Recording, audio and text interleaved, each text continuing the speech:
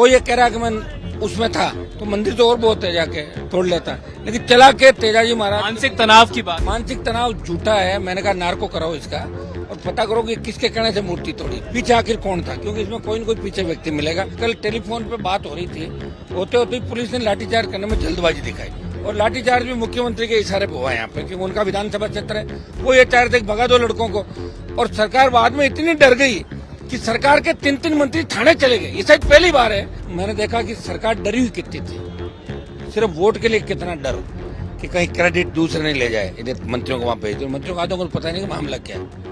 कोई तो night dress में आया था, कोई कैसे देखा आपने फोटो। जिस तरह से वीर तेजाजी भगवान के मंदिर में मूर्ति के खंडित होने का मामला सामने आया था, बात करने के लिए मेरे साथ इस समय राष्ट्रीय लोकतांत्रिक पार्टी के राष्ट्रीय अध्यक्ष हनुमान बेनीवाल हैं।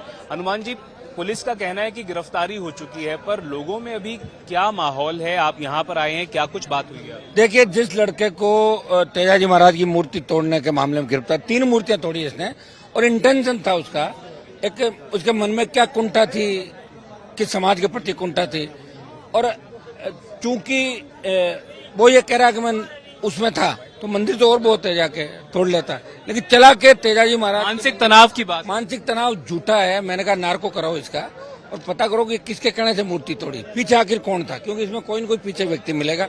वो हम प्रयास करेंगे पूरा खुलासा हो। आपको क्या आशंका क्या है? आपको कोई आशंका क्या होती है? आजकल कई सरफिरे होते हैं, कई तरह के लोग होते हैं, कई ओछी मानसिकता के लोग होते हैं, कई घोर जातिवादी होते हैं।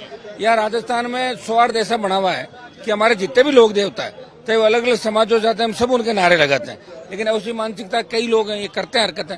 और ये कानून बनना चाहिए राजस्थान में कि किसी भी लोग देवता, महापुरुष और शहीद जो सबके होते हैं, अगर उनकी मूर्तियां खंडित की जाए, ऐसी भावनाएं, लोगों की भावनाओं को ठहरे, तो नया कानून बनना चाहिए जिसमें कड़ी सजा का 10 से 15 साल सजा का प्रावधान होना चाहिए। एक बात हमने ये सरकार के सामने रखी। दूसरा, जिन लोगों को पकड़ा उनको हमने छुड़वा दिया। रास्ता जाम का जो मुकदमा है उसमें FIR लग जाएगी, खत्म हो जाएगी। और दूसरा, पेट्रोल पंप वालों ने एक मुकदमा दिया है और एक पुलिस ने दिया है, तो हम चाहेंगे कि उसमें भी बैठा के और बच्चों का कैरियर खराब नहीं हो। और हम बच्चों को ये भी सीख नहीं देते। कल टेलीफोन पे बात हो रही थी, होते होते ही पुलिस ने लाठीचार्ज करने में जल्दबाजी दिखाई और लाठीचार्ज भी मुख्यमंत्री के इशारे पे हुआ यहाँ पे, क्योंकि उनका विधानसभा क्षेत्र है। वो ये चाह रहे थे भगा दो लड़कों को, और सरकार बाद में इतनी डर गई कि सरकार के 3-3 मंत्री थाने चले गए। ये शायद पहली बार है कि कमिश्नरेट में जाते हैं, बात भी होती है, लेकिन सरकार के मंत्री थाने चले गए। उनको पता था कल बहुत बड़ा मामला होगा राजस्थान के अंदर, और जब सरकार इतनी डरती है तो फिर सरकार को सारी चीजों का ध्यान रखना चाहिए। अब हमारा आगामी ये रहेगा कि इस मामले के अंदर जो कमिटमेंट सरकार के थे वो हम पूरे कराएंगे।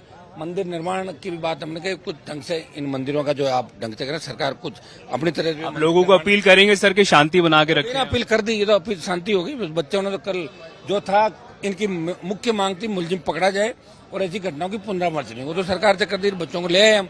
अगर कुछ बच्चे अरेस्ट है किसी दूसरे मामले में, उनको भी कोशिश करेंगे जल्दी जल्दी हम लाके और केस मुकदमे उनके खत्म कराएं, FIR दिलाएं। आप खुद कमिश्नरेट गए थे सर, पुलिस कमिश्नर से क्या मुलाकात हुई, क्या कुछ बात? अशोकनगर थाने पहुंचा था बच्चों को लेना है। अच्छा, कमिश्नरेट नहीं गए? हाँ, नहीं, अशोकनगर थाने में मंत्री आए थे, मैं आया उससे पहले निकल गए थे मंत्री सारे।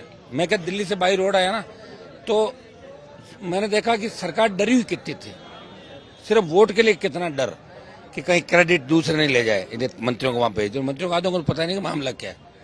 कोई तो नाइट ड्रेस में आया था, कोई कैसे देखा आपने फोटो।